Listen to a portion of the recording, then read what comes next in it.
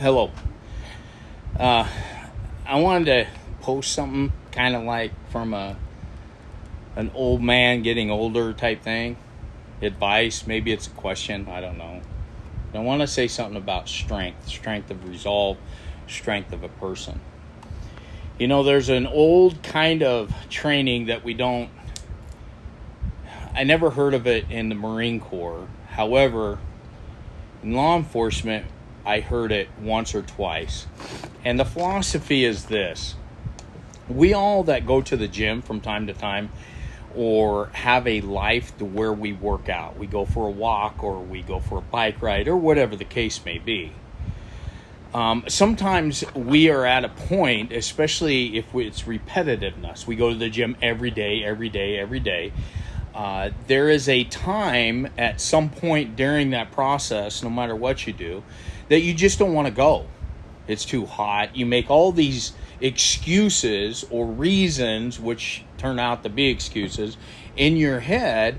It's too hot. I don't feel good. I got a pain. You know what? The gym's too crowded. It's too late in the day. It's too early, whatever the case may be. I'll go after the show. Maybe I'll eat something and then go. Now I want to take a nap. There's all kinds of myriad of different reasons and excuses we get for not doing something. Well, here's the thing, is that in the combat world, in the aggressive world, and I'll put your police and your military guys in that, if you wake up one morning and you usually go to the gym and sometime during that day, you get this feeling, I just don't want to go to the gym to that time. That's when you need to go. That's when you need to force yourself to go to the gym. That's when you need to force yourself to go for that run. Now, it doesn't matter how long the run is. It doesn't matter how much time you spend in the gym, because we both know once you get in there, it's going to come out. In other words, your workout's going to be effective, because once you get started, you're going to get started. I'm not talking about going to the gym, working out and saying, well, I usually do 4 reps, so I'm going to do 3 reps. That's not what I'm talking about. I'm talking about actually getting off your ass and actually doing something that you should be doing, something you've dedicated to do, but you don't do it. And the reasoning behind that is, if I can talk myself out of going to the gym, which I know is important to me in my life, and it's a pattern that I've established from years and years past, is that when it comes time to be violent and when it comes time for me to actually fight, I'm not always going to want to fight. You know what I mean? There's been plenty of times in my life when I'm looking at a fight and I'm like, oh gosh, I really don't want to do this. But what you need to do is you need to get off your ass and go. You need to do it. You don't have an option. In that situation, you don't have an option. So you cannot give yourself an option not to go to the gym, or not to go for that walk, or not to go for that bike ride, or not to do that series of push-ups. Don't give yourself an option. Force yourself to do it. Now, it's easier for me to say than do, because I do talk myself out of going to the gym and so on and so forth. I'm just saying that your internal strength depends on that, if you want to maintain that. Now, remember the old phrase, the truly violent people have the capability of violence, but they're some of the nicest people you'll ever meet, because they understand how violence works and they can turn it on and off. And you don't want them to turn it on. But those people don't have an option. They don't give themselves an option. Well, along that line, when you're dealing with strength of character and strength of internal strength, and looking at things in your life that you just don't care about, you know what I mean? Things that aren't important or you just don't want to deal with. Let's take going to a restaurant, ordering a food. Waitress brings you the food. It's not cooked to your specifications. Well, if I send it back, it's going to be a little bit longer. I'm hungry. I'm just going to eat it. Right? It's not the waitress's fault. I'm not going to complain to her. She had nothing to do with the cooking of the food. The chef undercooked it, and I'm just going to go ahead and go with that. Some people will see that as a sign of weakness. Oh, you're going to let this guy walk on you by not preparing the food the way you wanted it to be prepared. When you tip a restaurant, Do you know how much the cook gets from that tip? 0. He cooks. Now, some people will tip the cook, but most people tip the waitresses. We tip service. But the skill level behind the counter, back in the kitchen, we don't tip. We just take what we get, right? That's why usually the way it is, right? So is it a form of weakness? So since I let that go, the buddy, my buddy across the street, across the table at me says, "You ain't gonna send that back? That's bullshit." Now he thinks he can screw with me because I allowed this guy to screw with me. That's the way they think things. I don't know. I present that to anybody who sees this video. Do you think it's a part of weakness? I don't care about how much money you pay, and an argument could be said, well, I paid for this, this, and this. I should get that and that and that. That's what I paid for. That's what I get.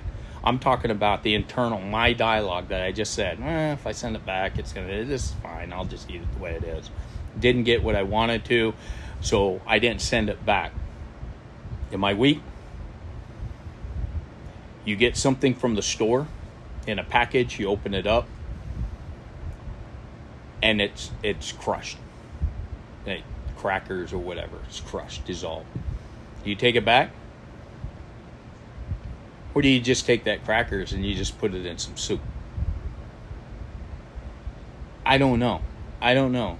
But for some reason, what I have found out in my life is that if you do not send those back and somebody knows about it, it's usually the people closest to you that treat you with contempt. And that's unfortunate. That is not a sign of weakness. It's that I don't care. I just simply don't care. It doesn't even meet my criteria of action. You know what I mean? I get a loaf of bread, and when I get it home, I find out that there's one slice on the inside that's a little bit not good. It cost me $1 for that. I would just throw the loaf of bread away. I wouldn't take it back. That's me. I just don't do it. My mother was a waitress for a long time. She was a cocktail waitress. If a customer didn't get what they asked for, they gave her grief. And I seen the results of that woman coming home as a small child, and her feet hurt, her back hurt, her legs hurt, because she was constantly catering to ungrateful people. They gave her grief because of something somebody else did, and I don't like that. So let's say the store screwed up on putting these things on the shelf. Did they? Or did the packaging screw up? The packaging at the original factory. So who owes? Well, I'm the consumer. I should be able to get this, right?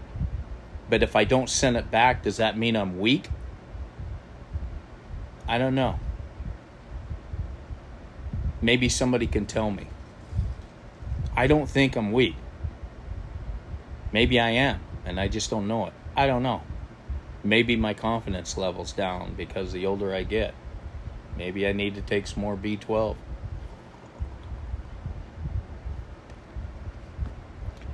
I think that your internal strength comes within. And I honestly think there are certain things in this world that people just don't care about. I've been rear-ended before. Never filed an insurance claim. Just gave my information because that's required by law. And then they rear-ended me. I don't get contacted. I'm not going to get it fixed because I don't care. I got to dent my bumper. Big freaking deal. It's not a Mercedes. I don't drive those kind of cars.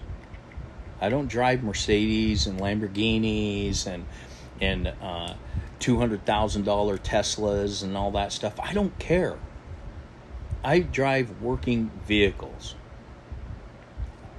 The guns I own are working guns.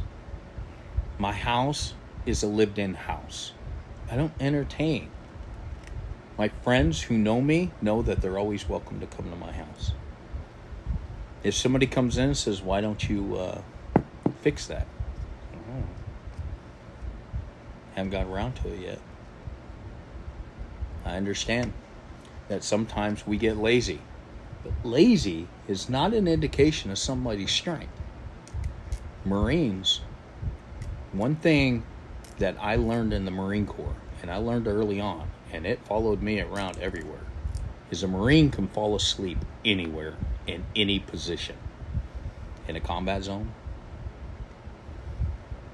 in a rack, under a rack, in a club, while there's loud music going on, sitting in a chair, laying on a hard tarmac, leaning back against a tree,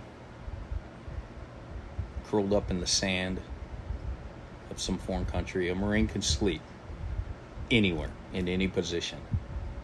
Does that mean he's stronger than anybody else? Or does that just mean that throughout his life, throughout his job, he just learned to deal with what he had? Never heard a Marine complain about taking a nap in those situations and then coming back saying, oh man, that sucked. My back hurts, I'm tweaked, and I'm this. I said, no. And when the whistle blows or the tap, hey, saddle up, we're moving out. Boom, they're up like that and they're out. Now that's the way the Marine Corps was when I was in. I don't know. Personalities change. I hope it's the same. But does that make me weak? Does it make me special? I don't think so. I don't think that I'm a special person. And but I don't think that everyone needs to be sued. I don't think everyone needs to go to jail. I don't think everyone needs an ass chewing. I don't think everyone needs to be punched for making these mistakes or coming across situations that just doesn't matter. Somebody calls me an asshole, do they need to get punched? No. Truth is, I can be an asshole. They're probably speaking the truth. I don't like you. Okay. What am I going to do with that? Am I going to hate the guy's guts? No. I'm sure he has his reasons for not liking me. Doesn't bother me. If you don't like me, you hate me. I mean, in the background here, I fly the American flag. On the other side, I got the Marine Corps flag. I hunt. I have views that people would not like. But I'm not going to stand on the corner and fill tanks with sugar and slash tires, and they're important to me. I'll defend them. But because I'm not out there acting crazy, does that mean I'm weak? No. I know violence. I've been around violence my entire life. That is a fact. From a small child to today, I have literally been around violence my entire life. And I have met violence with violence. And I have seen the outcome of violence. And that's what gives me peace, knowing that this right here, I'm not being violent. But I'm also not weak.